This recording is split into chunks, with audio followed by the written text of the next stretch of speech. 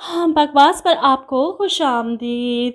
सुकून ड्रामे की अगली किस्त में आप देखेंगे कि हमदान शानज़े के ख़यालात जानकर बहुत दुखी है। इसे मंगनी तोड़ आया है। ऐसे में ऐना से सवाल करता है, तुम्हें भी बड़े घर और नौकर चाकर की ख्वाहिश होगी। जवाब में ऐना बताती है, मेरे लिए ये घर जन्नत है जहाँ शोहर से इज़्ज़त मिल रही है। ऐना के ख़यालात जानकर हमदान काफ़ी इम्प्रेस होता है। इसे ऐसे ही तो शरीके हयात चाहिए थी। ऐना इसकी आइडियल बन चुकी है। अफ़सोस है इसे शानज़े के बारे में सोचकर वो मज़ीद इस रिश्ते के बोझ को नहीं उठा सकता। लेकिन दूसरी तरफ शानज़े भी ऐना से मुख्तलिफ नहीं। इसके लिए भी हमदान की मोहब्बत हर चीज़ से बढ़कर है और ये बात वो अपने माँ बाप को समझाने की कोशिश करती है। हमदान मेरे लिए सब कुछ हैं। आप लोगों को क्यों नहीं समझ आ रही? दुनियावी मादी चीज़ें मेरी नज़र में कोई हैसियत नहीं इनकी। लेकिन शानज़े के वालिद को अपने स्टेटस की फ़िक्र है। इस बात का गरूर है कि इतने एहसानात किए हमने हमदान पर, हमारी वजह से वो कहाँ से कहाँ पहुँच गया। इसकी इतनी जुर्रत कि वो रिश्ते से इनकार कर दे। वो अपने एहसानात जताकर हमदान को दबाने की कोशिश करना चाहते हैं। लेकिन इससे पहले ही इन्हें ऑफिस जाते ही खबर मिल जाती है कि सर हमदान ने रिज़ाइन कर दिया है। इनको यकीन नहीं आता, ऐसा कैसे हो सकता है? हमदान ऐसा कैसे कर सकता है? इतनी अच्छी नौकरी वो कैसे ठोकर मार सकता है? इधर हमदान परेशान है और ऐना इसको इस तरह देखकर दुखी। आपको जॉब नहीं छोड़नी चाहिए थी। जिन लोगों की अच्छाई के हम आदी हो जाते हैं, इनका बदल जाना बहुत तकलीफ़ देता है। दूसरी तरफ अमजद साहब घर वापस आते हैं, अपनी बीवी के सामने अपनी परेशानी का इज़हार करते हैं।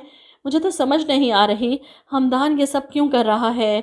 इनकी बेगम इन्हें समझाने की कोशिश करती हैं। शानज़े और हमदान एक दूसरे से बहुत मोहब्बत करते हैं, इस तरह एक दूसरे से दूर नहीं हो सकते।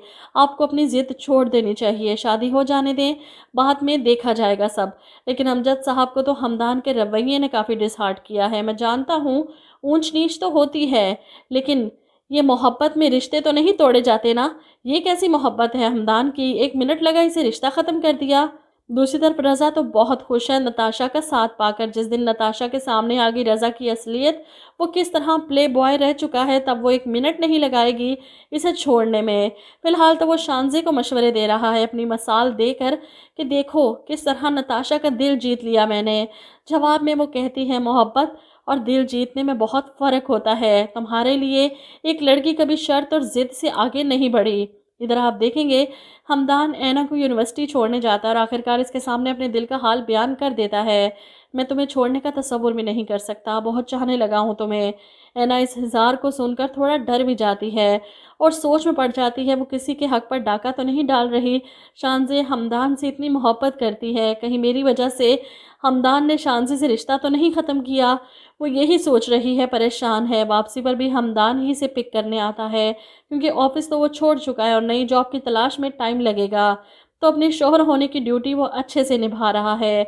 ऐना को लेकर अपने फ्लैट में वापस आता है, जबकि दूसरी तरफ शानज़े जो हमदान को मनाने के लिए पहले से वहाँ मौजूद थी ताकि हमदान को बता सके कि आप और आपकी ये मोहब्बत दोनों ही मुझे दिलो जान से कबूल हैं।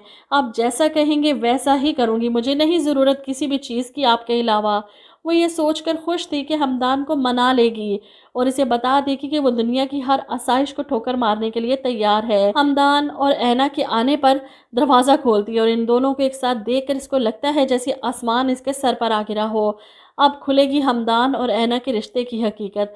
यही तो वो चाहता था कि शानज़े को पता चल जाए वो एक शराब के पीछे भाग रही है।